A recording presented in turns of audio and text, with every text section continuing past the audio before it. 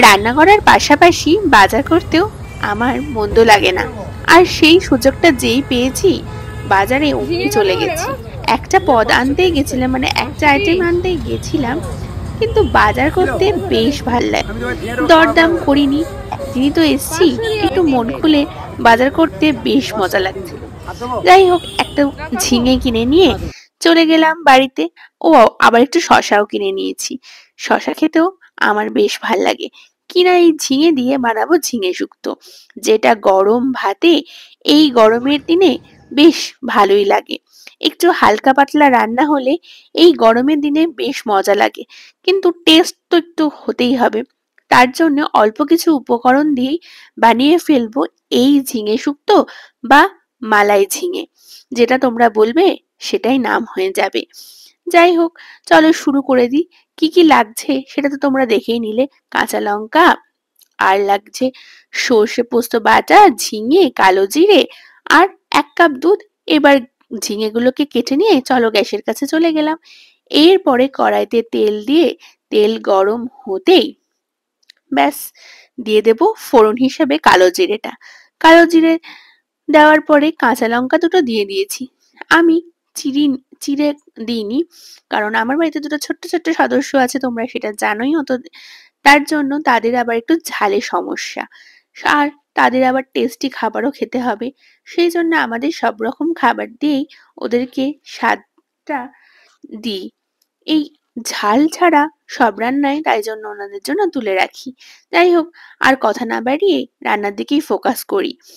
এই যে রান্না করতে করতে ঝিঙেগুলো দেখো, নাড়তে নাড়তে যখন দেখবো মানে জল ছাড়ার ব্যবস্থা হচ্ছে, তখন আমি একটু নুন আর হলুদ দিয়ে দেবো। ঝিঙেতে আলাদা করে জল বা অন্য কিছু লাগে না, কিন্তু যেহেতু এটা মালাই ঝিঙে বা শুক্তো, ঝিঙে শুক্তো, সেহেতু আমি এখানে দুধের ব্যবহার করেছি, যেটার স্বাদ কিন্তু এখানেই বাড়াবে। এই যে দুধটা আমি প্রথমেই দিয়ে দিয়েছি যখনই জলটা ছাড়তে লেগেছিল ঝিঙে থেকে। আর কি দেবো বলো তো? নাড়াচাড়া করতে করতে যখন দেখবো বেশ একটু মজে এসছে ঝিঙেগুলো, তখনই দিয়ে দেবো আরো 3-4টে মতন লঙ্কা। আর দিয়ে দেবো সর্ষে পোস্ত বাটা। এখানে সর্ষের ভাগই বেশি আছে, কিন্তু পোস্তটাও আমি দিই। যতই হোক ঘটি বলে কথা, ঘটিদের পোস্তের নাম শুনলেই কিন্তু একটু জিভে জল এসে যায়। তাই জন্যই তো পোস্ত যেখানে দিতে হবে সেখানে আমি কার্পণ্য করি না, একবার দিয়েই দিই। এরপর নাড়াচাড়া করতে করতে যখনই দেখবো দুধটা একটু ঘন ঘন হয়ে আসছে, মানে ঝোলটা কমে আসছে, তখনই কিন্তু আমাদের রান্নাটা প্রায় শেষের দিকে। এরপরে পরিমাণ মতন একটু ওপর থেকে চিনি দিয়ে দেব। মিষ্টি মিষ্টি হলে বেশ মন্দ হয় না, ঝাল মিষ্টি সব ব্যালেন্স হয়ে গেলে রান্নাটা খেতেও বেশ ভাল লাগে। আর নামানোর আগে অতি অবশ্যই একটু কাঁচা সর্ষের তেল দিয়ে নামিয়ে ফেলবো। তাহলে আজকে আমাদের এই ঝিঙে শুক্তো কিন্তু রেডি হয়ে গেছে। কেমন লাগলো এই রেসিপিটা তোমাদের জন্য কিন্তু অপেক্ষায় রইলাম, সেটা জানিও।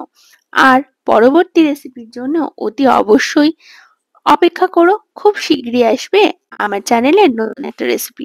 এবার চলো খেয়ে নিই। খেলাম কি একটা লেবুর সাথে গরম ভাতে। উফ, আমার তো আর কিচ্ছু লাগবে না।